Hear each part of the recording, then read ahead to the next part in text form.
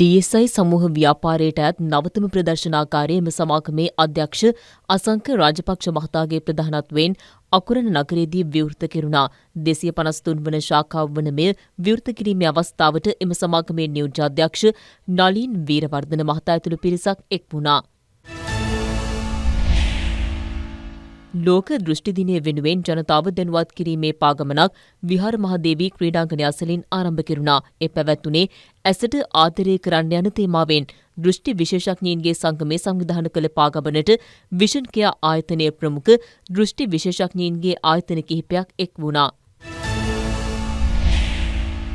කොරියා රූපලාවන්‍ය කලාව හෙවත් K-beauty ශ්‍රී ලංකාවේ ප්‍රචලිත කිරීමේ ව්‍යාපෘතියක් නොවැම්බර් 23, 24, 25 යන දිනයන්හිදී පැවැත්වීමට කටයුතු යොදා තිබෙනවා. ඒ පිළිබඳ දැනුවත් කිරීමේ මාධ්‍ය හමුවක් පැවැත්වුණා.